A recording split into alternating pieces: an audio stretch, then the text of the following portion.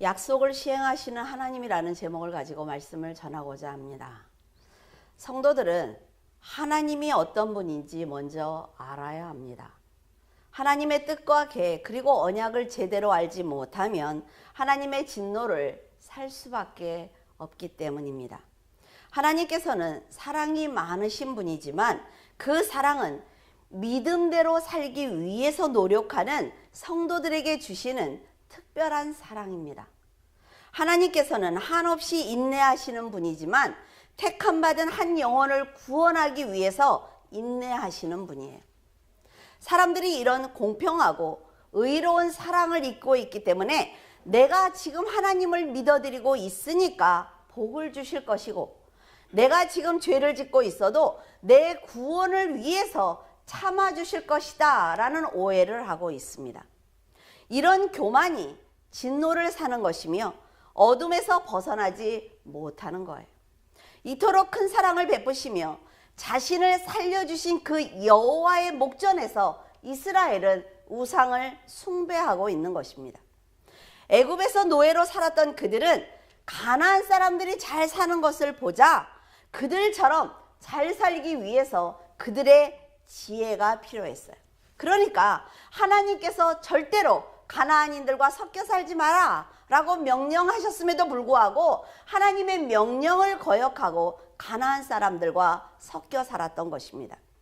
사람들은 자신에게 이득이 되면 상대가 하나님이든 자신에게 은혜를 베풀어 준 사람이든 상관없이 이런 악한 행동을 합니다. 하지만 하나님의 뜻을 온전히 아는 사람은 하나님의 뜻을 알기 때문에 함부로 죄를 짓거나 악한 선택을 하지 않습니다. 지금 성도들은 하나님께 헌금하고 헌신하며 하나님의 영광을 위해서 열심히 신앙생활을 하고 있습니다. 하지만 성도들 모두가 내가 이렇게 충성을 하면 하나님께서 크게 기뻐하시고 나에게 복을 주실 거다라는 그릇된 신앙관을 가지고 있습니다. 만약 하나님께서 너희들이 나에게 이렇게 헌신하고 있으니까 나는 굉장히 기뻐. 그러니까 너를 더 차원 높은 신앙으로 내가 성장시키기 위해서 너를 지금 가지고 있는 모든 것들을 지금 나에게 줄 수 있어? 라고 말씀을 하신다면 성도들은 어떤 마음을 가질 것 같습니까? 지금 성도들이 가진 복의 개념으로 본다면 내가 하나님을 위해서 헌신했으며 이렇게 믿음으로 내가 살기 위해서 노력을 했는데 어떻게 나에게 고난을 줄 수 있습니까? 라는 불평을 할 것입니다. 이렇게 불평을 하는 것은 주신 자도 여호와시요 취하신 자도 여호와라는 진정한 신앙을 갖지 못했다라는 것을 알 수가 있어요. 이스라엘뿐 아니라 성도들도 하나님께 받기만 원했을 뿐 하나님께서 성도들에게 어떤 신앙을 원하시는지 전혀 관심이 없습니다. 마태복음 20장 12절에서 13절에 나중에 온 이 사람들은 1시간밖에 일하지 아니하였거늘 그들을 종일 수고하고 더위에 견딘 우리와 같게 하였나이다. 주인이 그 중에 한 사람에게 대답하여 이르되 친구여 내가 네게 잘못한 것이 없노라.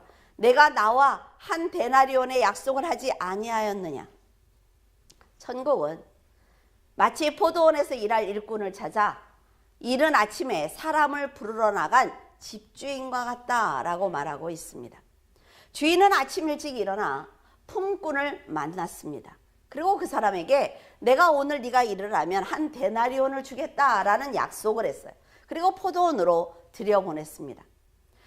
그리고 제3시에 나가서 품꾼을 불렀고 제6시와 9시와 제11시에 나가서 사람들을 불러 포도원에서 일을 하도록 도와주었습니다. 주인은 일한 모든 사람들에게 한 데나리온을 주겠다라는 약속을 했어요.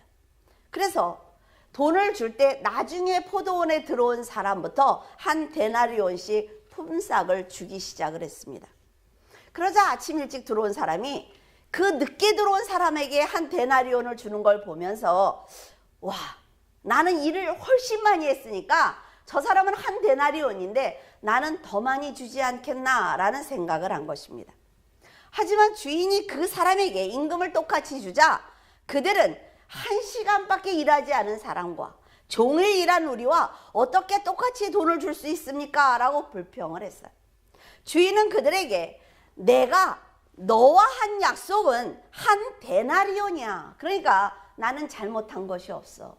너는 네 것을 가지고 가라 라고 말했어요. 이 비유에서 생각해 볼 수 있는 것은 하나님께서 처음 세우신 계획은 누구든지 믿기만 하면, 예수 그리스도를 믿기만 하면 구원하겠다라는 것입니다. 우리는 이걸 잊지 말아야 한단 말이죠.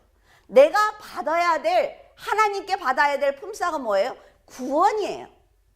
그렇기 때문에 내가 저 사람보다 더 열심히 일했으니까 이 땅과 천국에서 더 많은 상급을 받아야 된다라는 것은 사람의 욕심입니다.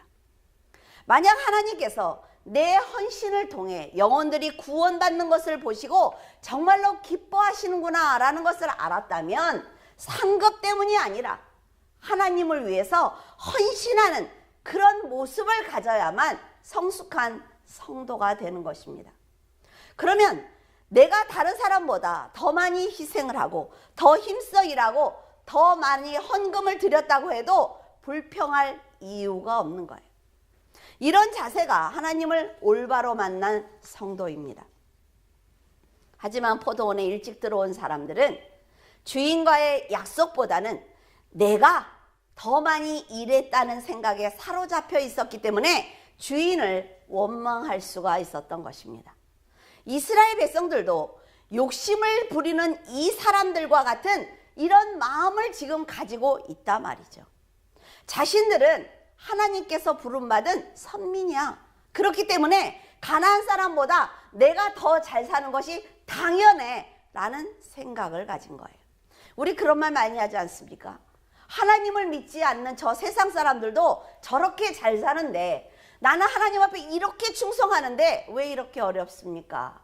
라는 말들을 해요. 여러분, 하나님의 책망을 받고 난 후에 울면서 제사를 드리면 하나님께서 용서하셨습니다. 그러니까 이스라엘 백성들은 자 이제 용서를 받았으니까, 자 이제 내가 세상의 문제를 하나 해결했으니까 또 마음대로 살면 된다는 그런 생각을 가지고 있는 것입니다. 자신들이 어떤 행동을 해도 어떤 선택을 해도 하나님은 자신들 편에서 역사해 주실 것이다 라는 그런 신앙은 어리석은 신앙이라 말해요. 온전히 자신을 중심에 세웠기 때문에 이런 생각을 할 수가 있는 것입니다. 하지만 하나님께서는 이스라엘을 노략하는 자들의 공격을 막아주지 않았어요. 이스라엘이 고난을 당하도록 그냥 놔두셨습니다. 이렇게 성도에게 하나님의 보호가 떠나면 그 자체로 재앙인 것입니다. 하나님이 도와주실 때, 은혜로 세워주실 때 잘한다면 영원토록 평안과 안식을 누릴 텐데 어리석게도 하나님을 멸시하고 있는 거예요. 하나님의 징계가 얼마나 무서운지 그들은 경험을 했습니다. 하지만 쾌락을 버리지 못했고 가나안 사람들과의 관계를 끊지 못해서 비참한 삶을 살게 된 것입니다. 이스라엘은 눈에 보이지 않는 하나님보다 눈에 보이는 우상을 더 의지했어요. 자신을 버려야만 맺을 수 있는 성도 간의 관계보다 자신의 의의를 더 드러낼 수 있는 가나안 사람과의 관계를 더 소중하게 생각을 했습니다. 이 모든 것이 하나님께서 하지 마라고 명령하셨음에도 불구하고 그들은 말씀을 두려워하지 않았기 때문에 마음대로 행할 수가 있었던 것입니다. 하나님께서 변치 않는 것처럼 이스라엘도 변함없이 하나님의 말씀에 순종해야만 하나님의 축복을 받을 수가 있는데 불행하게도 그들은 그렇게 하지 않았어요. 고린도전서 10장 1절에서 4절, 형제들아 나는 너희가 알지 못하기를 원하지 아니하노니 우리 조상들이 다 구름 아래에 있고 바다 가운데로 지나며 모세에게 속하여 다 구름과 바다에서 세례를 받고 다 같은 신령한 음식을 먹으며 다 같은 신령한 음료를 마셨으니 이는 그들을 따르는 신령한 반석으로부터 마셨음에 그 반석은 곧 그리스도시라. 굉장히 중요한 얘기를 하고 있습니다. 사도 바울이 말하기를 이스라엘이 하나님의 인도함을 받아 갈라진 홍해를 건넌 것은 백성들 모두 세례를 받는 축복을 받은 것이다 라는 말을 하고 있습니다. 그들은 홍해가 갈라졌으니까 그냥 지나간 거예요. 그러나 하나님은 다 뜻이 있었단 말이죠. 그들은 하나님의 백성답게 하늘에서 내려주시는 신령한 음식은 만나를 먹었어요. 신령한 반석으로부터 나오는 신령한 음료를 마셨습니다. 그들에게 신령한 음료를 준 반석은 바로 예수 그리스도예요. 우리는 여기서 아주 놀라운 사실을 발견하게 됩니다. 모세가 가나안에 들어가지 못할 정도로 하나님의 진노를 샀던 그 죄가 얼마나 큰 죄인지 이 한 말씀을 통해서 우리는 알 수가 있습니다. 이스라엘 자손은 르비딤의 장막을 쳤지만 백성들은 마실 물이 없었습니다. 그러자 수많은 기적을 보여주셨는데도 그런데도 불구하고 당장 마실 물이 없다는 원망을 하면서 모세를 공격하기 시작을 했어요. 백성의 원망을 들은 모세는 너희가 어찌하여 나와 다투느냐 하면서 여호와를 시험하지 말라 그렇게 말을 했지만 백성들의 원성은 높아만 갔고 모세도 감정이 상하기 시작을 했습니다. 모세의 입장에서 그들에게 어떤 것도 해결해 줄 수가 없단 말이죠. 수많은 기적과 은혜를 경험한 백성들은 물이 없다는 단 한 가지의 이유로 우리를 애굽에서 이끌어내어 목말라 죽게 하느냐라고 하면서 끊임없이 원망을 한 거예요. 10가지 재앙을 통해 자신들을 노예에서 해방시켰고 핍박받던 애굽 사람들을 수장시킨 모세를 향해 돌을 던지기까지 한 것입니다. 그러자 모세는 너무나 많은 감정에 휩싸였을 것입니다. 그래서 하나님께 이 백성들이 나에게 돌을 던질 것 같은데 내가 어떻게 해야 합니까? 라고 기도를 드립니다. 모세의 입장에서는 이 상황이 참으로 기가 막혔을 거예요. 왜냐하면 자기는 하나님께 받은 사명을 감당한 것뿐이라 말이죠. 이스라엘 백성 역시 하나님을 믿는 사람들이에요. 그러니까 모세에게 물을 달라고 하기 전에 자기들이 기도하면 되는 것입니다. 하지만 자신들의 불편함을 모두 모세가 해결해 줘야 하는 것처럼 그들은 불편할 때마다 모세를 원망을 했고 돌을 던지려고 했습니다.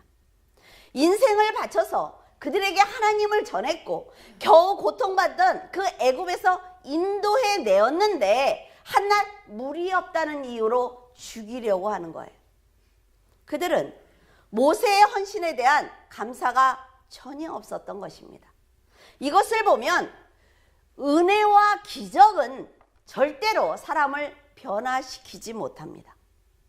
은혜와 기적은 하나님과 지도자의 일방적인 선물이에요. 그래서 선물은 받는 사람의 감사가 없으면 은혜와 기적은 쓸모 없어지는 것입니다. 목숨과 힘과 뜻을 다해 하나님의 명령에 순종했던 모세가 백성들의 핍박을 받으며 하나님께 도움을 청하자 하나님께서는 모세에게 장로들을 데리고 나일강을 쳤던 네 지팡이를 손에 잡아라 라는 말씀을 하셨어요.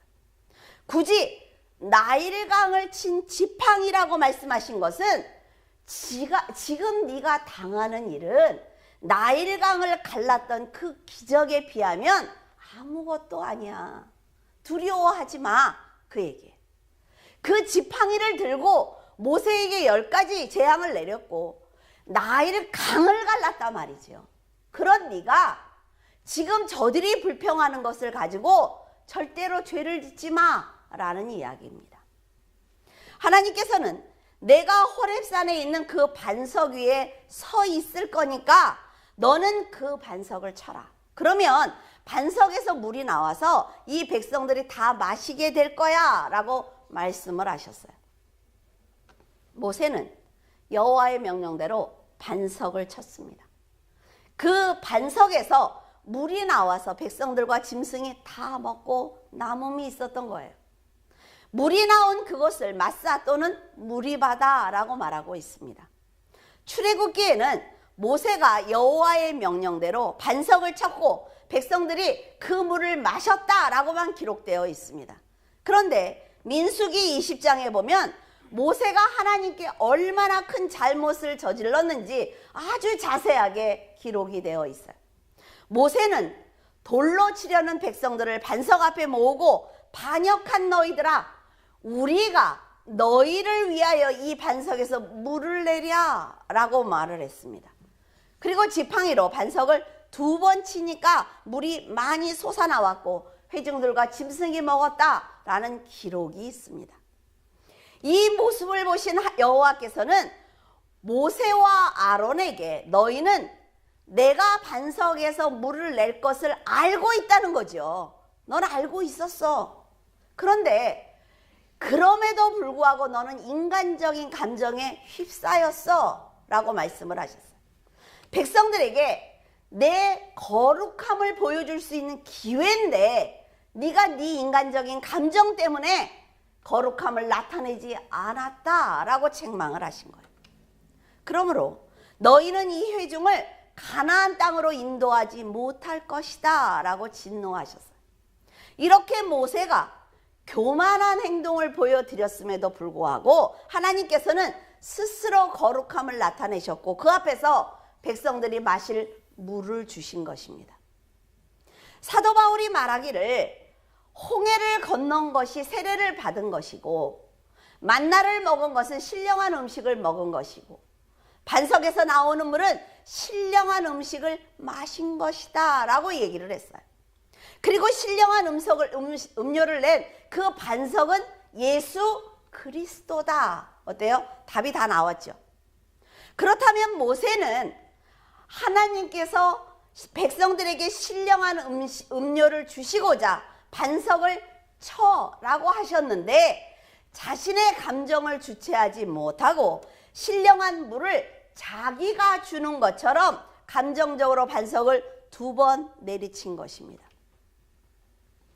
내리치면 안 된다 말이죠. 물론 백성들은 하나님께서 일방적으로 세례를 베푸셨고 신령한 음료를 주셨으며 음식을 주셨습니다. 그리스도로부터 나온 성령 충만한 은혜를 베푸셨단 말이죠. 그러나 모세는 지금 그것을 다 잊어버리고 만 거예요. 왜? 내가 지금까지 하나님께서 나에게 명령하셨지만 내 능력 아니야? 하나님께서 나에게 주셨지만 내가 갖는 것 아니야? 이런 생각에 아마도 순간적으로 사로잡혔을 거예요. 그런데 자, 그 감정에 사로잡히자마자 그는 죄를 지은 것입니다. 하나님께서 반석 위에 서 있을 거야. 내가 네 앞에 서 있을 거야 라고 말씀하셨어요. 네가 하는 것 아니야.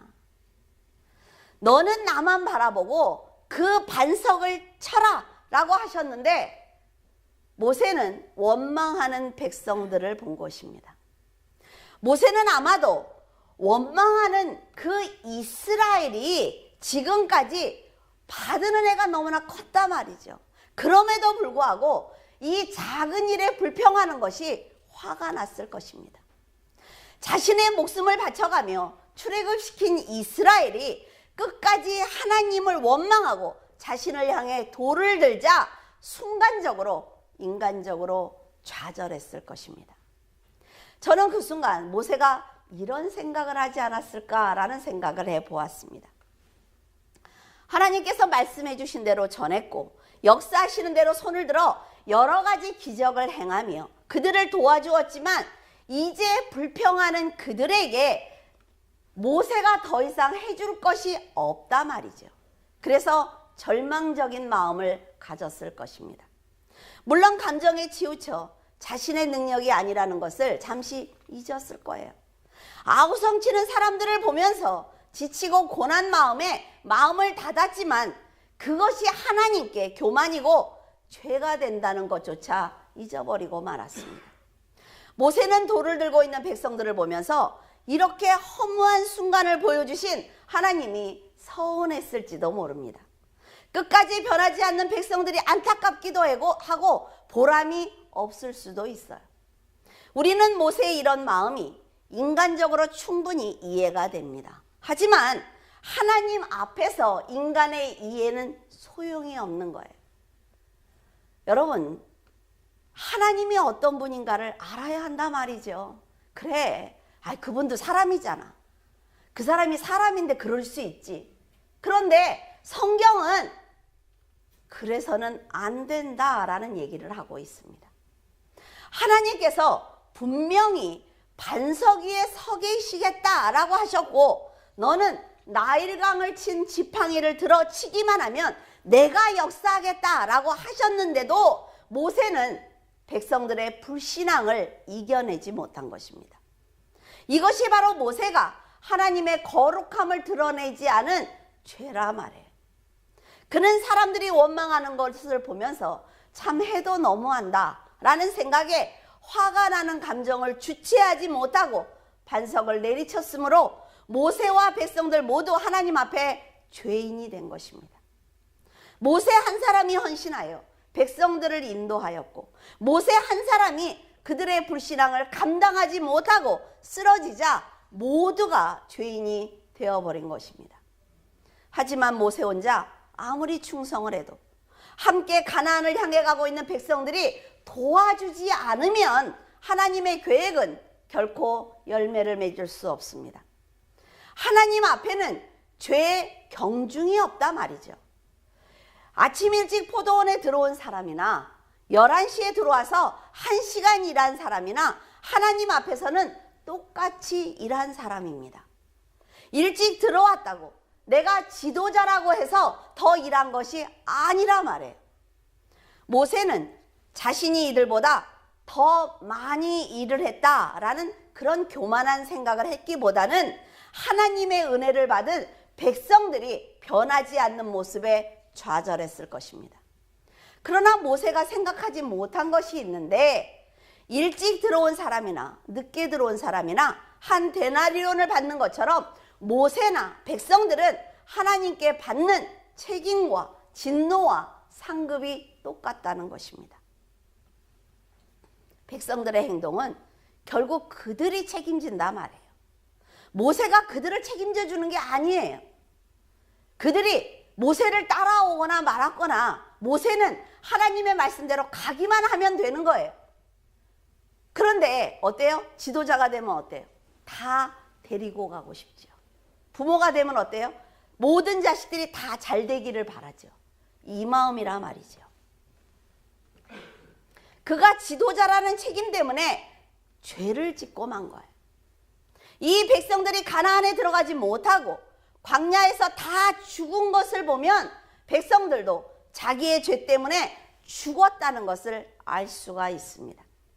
수많은 기적을 보고도 불평하는 백성들이나 억울하지만 그 백성들 때문에 인내하지 못한 모세나 하나님께서 보실 때는 똑같은 죄인입니다.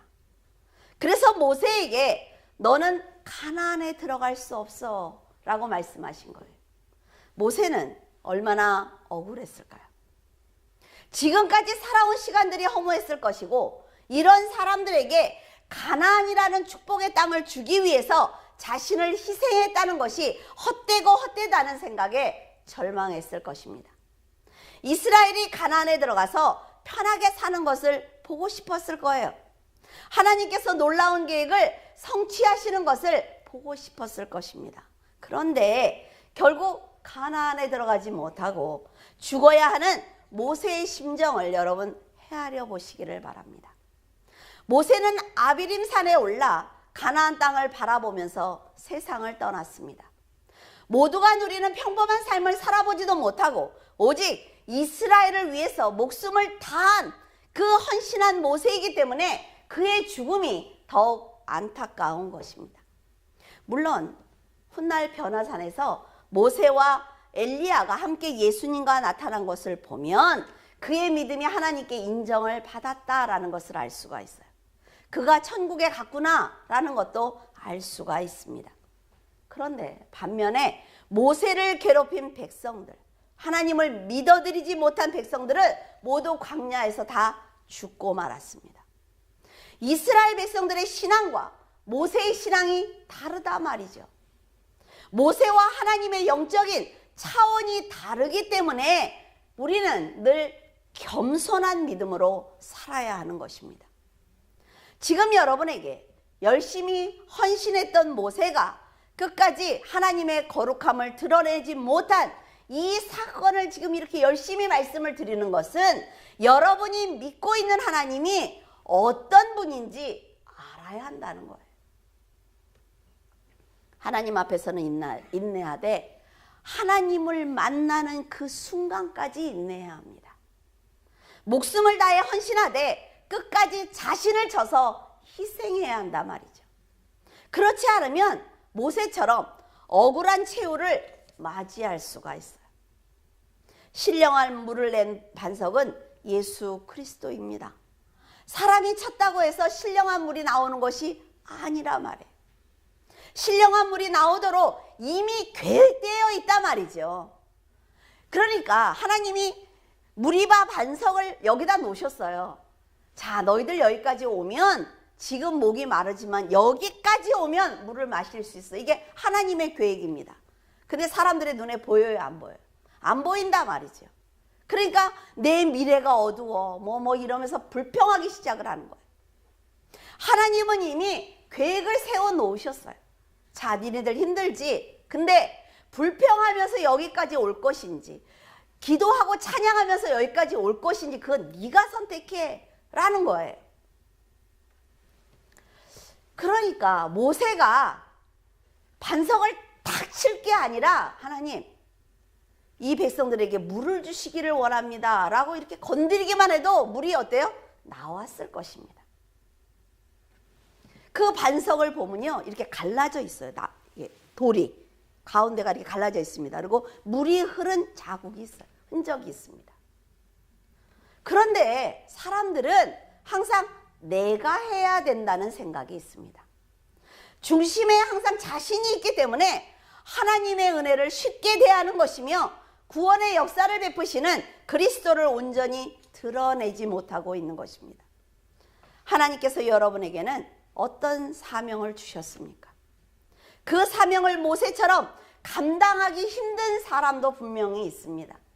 정말 죽을 때까지 그 사명을 감당해야만, 그래 너 사명을 감당했어 라고 칭찬을 받을 사람이 분명히 있어요. 그런데 교회만 다녀도 하나님의 은혜를 받는 사람들도 있습니다. 모세처럼 자신의 인생을 모두 드려야만 사명을 감당하는 그런 사람도 있을 것이고, 백성들처럼 모세를 잘 따라다니기만 해도 은혜를 입는 사람들이 있단 말이에요. 하지만 그들 모두가 하나님의 자녀라는 것을 절대로 잊어서는 안 됩니다. 백성들이 불평해도, 백성들이 돌을 들어도 모세는 자신이 행한 기적이 모두 하나님의 것이며 자신이 전한 말씀이 모두 하나님의 말씀을 대변한 것이다 라는 것을 잊어서는 안 됩니다.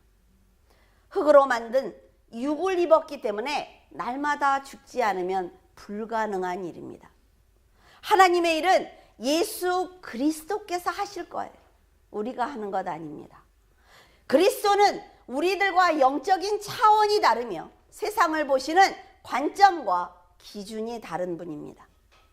우리들이 하나님께 잘해서 구원받는 것이 아니라 죄인인데도 구원하시는 것은 하나님의 뜻을 성취하기 위해서 하나님 스스로 자신을 희생하는 것입니다.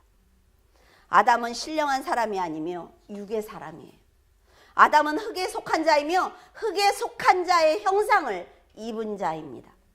그러나 둘째 아담 예수 그리스도는 살려주는 영이며 신령한 사람입니다. 둘째 사람은 하늘에서 나셨고 하늘에 속한 이의 형상을 입으신 분이에요.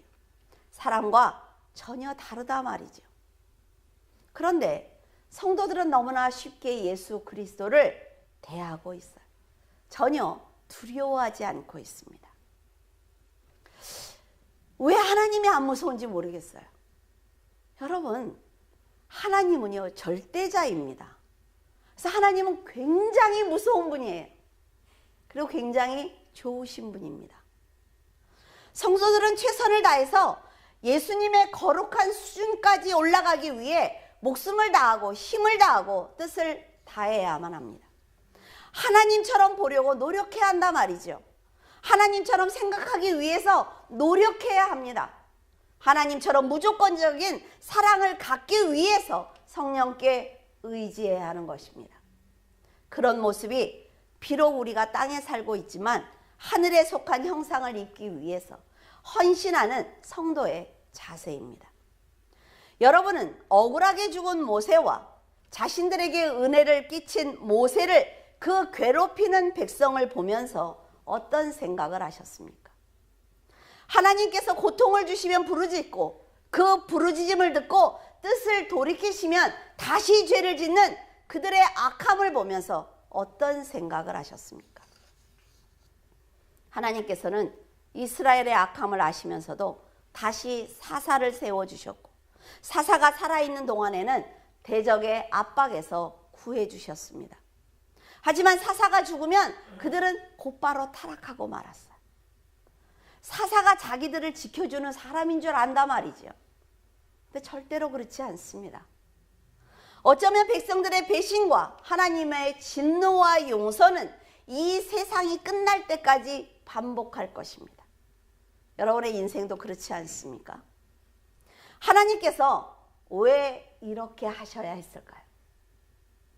그냥 홍수로 세상을 쓸어버린 것처럼 손만 드시면 모든 것이 끝날 텐데 왜 끝까지 인내하고 계실까요? 그 이유가 무엇일까요? 그것은 하나님 스스로 세우신 약속 때문입니다. 한 영혼이라도 더 구원하고 싶으신 하나님의 사랑 때문이에요.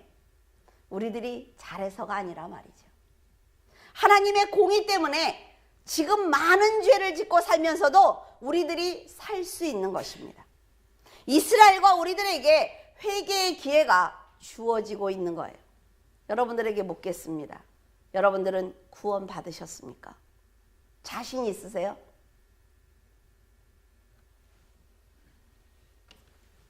여러분, 구원 받을 때까지 최선을 다해야 합니다. 하나님의 얼굴을 봤을 때 그래, 네가 고생했어. 네가 얼마나 최선을 다했는지 내가 알아.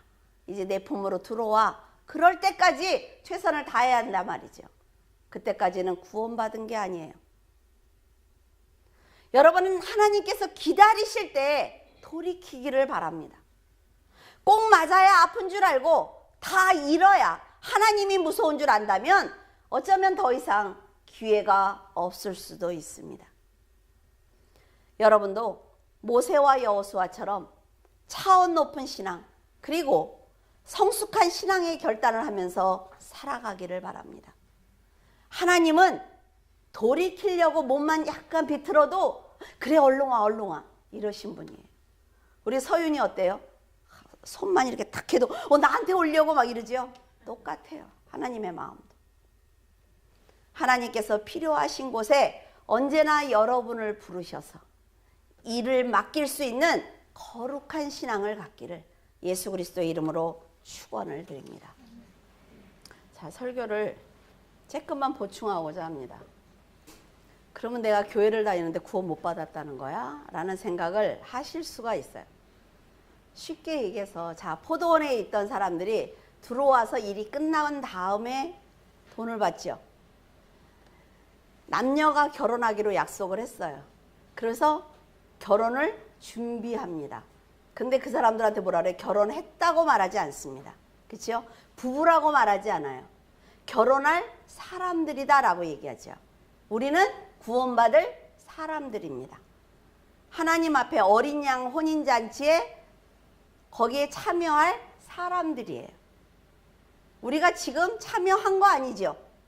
그 얘기를 하는 거예요. 그래서 혼인잔치에 참여한 자들이 예수 그리스도와 함께 그 다음에 천년왕국을 이루는 것처럼 자, 우리는 지금 이 땅에서 결혼을 준비하고 있는 사람들입니다. 그러면 결혼을 준비하는 신랑과 신부가 막 살아요? 막 살지 않습니다. 오직 사랑하는 사람을 위해서 살아요. 그 사람이 원하는 거를 하면서 삽니다. 그치요? 그 사람이 너무 이걸 싫어하면 안 한단 말이에요. 하나님과 우리의 관계도 마찬가지입니다. 하나님께서 좋아하시는 것을 하면서 살아가는 것. 신랑 신부의 문제가 아니에요, 이거는. 하나님은 절대자입니다. 나는 이게 싫어. 나는 이게 좋아. 라고 성경에 다 기록을 해놓으셨어요. 우리가 그대로 살아가야 구원의 완성을 이룰 수가 있는 거예요. 아셨죠? 오해 안 하시면 좋겠어요.